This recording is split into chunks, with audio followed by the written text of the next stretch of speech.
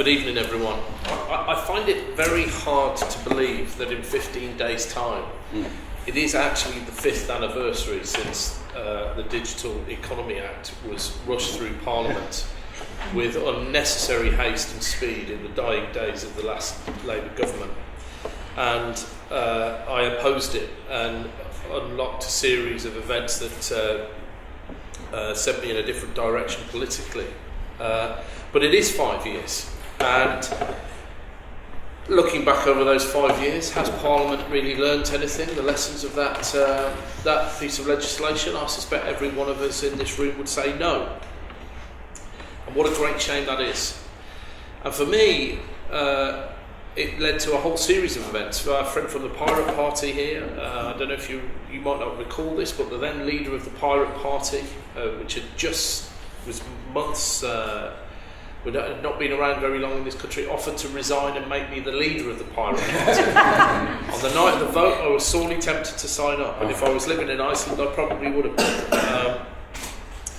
And it also led me to think just how little knowledge the House of Commons had when it came to looking at the interests of digital natives. And that's why I'm here tonight, and that's why I support the direction of these pledges, and that's why immediately after that rebellion 5 years ago, I crowdsourced my own digital manifesto because I figured that I needed the protection of a mandate of my own electors over the next 5 years, because we were going to have some more battles in Parliament. And that's what happened. We did have the battles. The biggest for me was the outrageous way all the parties in the House of Commons collaborated to rush through emergency legislation, the the Data Retention and Investigatory Powers Act, which I thought was an outrageous abuse of democracy. And in fact, I'm seeking a judicial review in tandem with David Davis of the Conservative Party. You meet some unusual people in this sphere. I'm sure you will know that. And in 6 weeks' time, we're hoping to be able to test whether that piece of legislation was robustly passed in the Commons. It's not right that civic institutions are not consulted in the way that legislation is made in this area. It is an absolute outrage that we passed in 24 hours the ability for the British state to collect all our metadata for 12 months without any proper scrutiny or warrant. And frankly, if it happened in Russia, we would be condemning them for totalitarian type behaviour. So we have a long way to go. And I'm looking back at just to check my blog, I got slightly distracted after setting up my digital pledges with the hacking inquiry and the child abuse inquiry, but maybe in 2015 when I can come back I can revisit it. But some of the notions that came up out of this collaborative policy making process were the idea that every UK citizen would have the right to the internet, the idea that we should protect free speech, that the internet should be built openly and without discrimination, that we should have notions of controlling our own data, that we will always support transparency where appropriate, that we will encourage public services to have a sort of open data ethos, and that I will always support free expression movements. I'm glad I've at least managed to achieve one of my digital pledges by being with you tonight. But when you think about where we were 5 years ago and look at some of those notions, you realise that actually we're way behind the curve in Westminster. And this is going to be an unusual thing to say. I did this at the various events I've been to. When I come to an event like this, I always see different political hues. I see people on the left of politics, people on the right of politics, people who have a libertarian notion of freedom. What normally universally unites everyone is that they're thoroughly sick of the political parties they used to support and don't really feel there's a home for them in politics.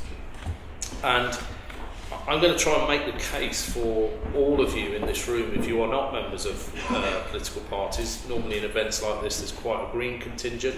There's a few embarrassed Labour Party members and some Lib Dems who keep their head down after the Data Retention and Investigatory Powers Act, which Nick Clegg rushed through Parliament, despite a strong manifesto commitment against those kind of things. And then there's a lot of people who used to be members of political parties. And I just say to you, don't give up. The two-party system is with us for another decade or two.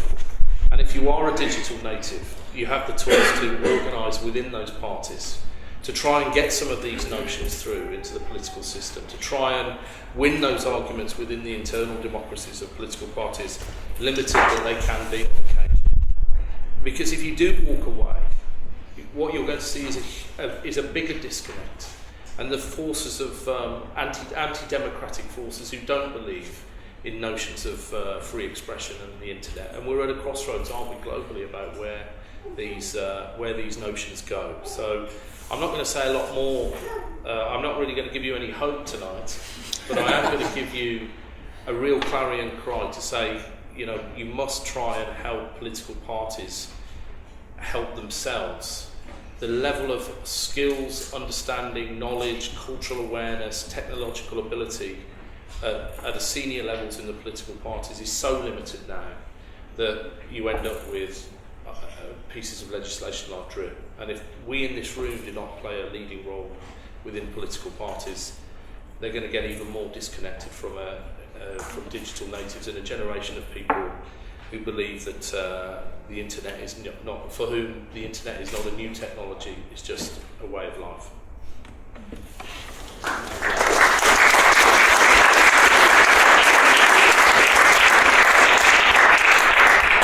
While you're still here, are you reviving your digital manifesto for this election? Have you crowdsourced it again? Wendy, you know what? I was looking at it and I was thinking I must revive my digital manifesto. So if I find 10 minutes in the day, I'll ping it up and have a look at my blog in the next day or two. And it'll be interesting to. I think I should try and revive it. Yes, you're right. I think it's your idea of changing the system from within is actually a really good one, and it's nice to have sort of a suggestion for a way forward. Although some of the parties active in my area anyway, you sort of want to. It's a hard offer for everyone. I know it. I know it's hard. But I mean, what is the alternative? I mean, there really is no alternative. We are. We're going to have the political system as it stands, unless I don't see the revolution around the corner, and I don't see enlightenment within the political parties any day soon. So